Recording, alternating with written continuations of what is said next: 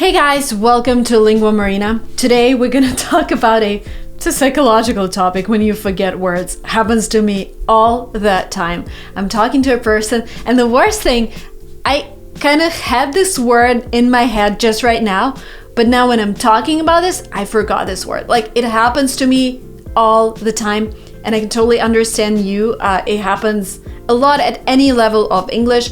And today we're gonna talk about ways that you can navigate through this situation, and hopefully you will remember some of the methods and tips that I will give you and that you would use them later when you're talking to native speakers or just when you're speaking English and you forget a word. So first of all, a really basic tip, super basic. Try and say this word in your language. Maybe if you're from Finland, maybe that would be a little tricky because I know Finnish language is one of those weirdest languages when even computer doesn't sound like computer, because if I say computer, this is a Russian word, people in America would understand what I mean. Like, you can try and make it sound more American, computer, and people would understand. Because there are so many words these days that are very, very similar across many languages. So whenever you forget something, like if you really want to say a word, because there are other ways you can navigate through the situation, but if you really want to say a word, try and say it in your own language. Maybe something comes out of this. If not, no problem. I see people do it all the time here. So I have a gardener who's from Mexico and he's English. I would say he's pre-intermediate. And sometimes he just forgets words. He would just say something in Spanish and I was like, oh, okay, because I learned Italian. They're kind of similar languages and that helps a lot for us to communicate with each other. The second tip, just ask a person who you're talking to remind you what was that word. And Americans use it all the time.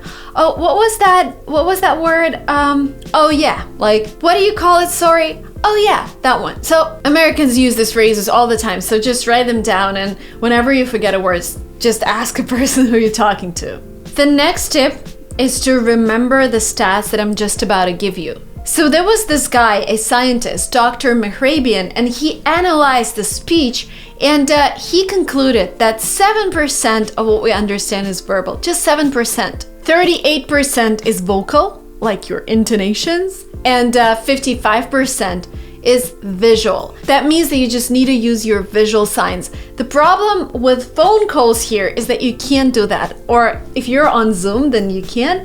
But this is why a lot of people struggle with making phone calls in English. But if you're talking to a real person, if you're on Zoom doing a video call, then use your hands, use your acting capabilities to show what you mean. Like, if you're struggling to say a dog, you can say woof woof, you can say meow meow, whatever. Something I forgot a couple of days ago, I forgot the word blow kisses. Like, when you do this is called blow kisses, and my daughter loves to do that. And I wanted to ask her to do blow kisses, but I forgot how to say it. And I just said, do this. I wouldn't recommend this method during the exam, but something you can totally use in normal life. The next tip is actually to stop and paraphrase the whole thing. Because again, I know where it is coming from. Sometimes you either had this word on the tip of your tongue and it just evaporated when you started saying a phrase. It is probably a complicated, super advanced word. It happens to me all the time again. And the way to deal with it is to just stop a phrase and say it in a completely different way.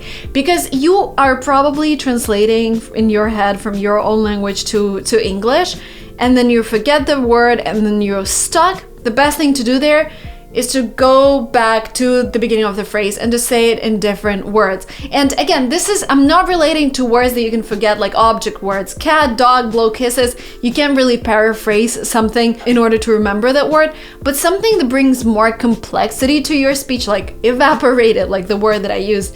Maybe go back to the beginning of the sentence and don't say the word just evaporated from my mouth. Say, I forgot this word. Like, use easier words. This helps me a lot. Again, this is like, we're discussing different methods. This one is really advanced. Like, when you just want to sound too advanced, when you want to sound like a native speaker, but you realize you're not yet there in terms of your vocabulary, it's okay to go back, to stop, paraphrase, and sound like an intermediate person. But at least the other person would understand you, and there is nothing bad in sounding like an intermediate person. The next step is to just try and come up with words yourself. Like some words in English, they're just a mix of different words, like water, fall. Obviously, right? This example with blowing kisses, like you're blowing kisses.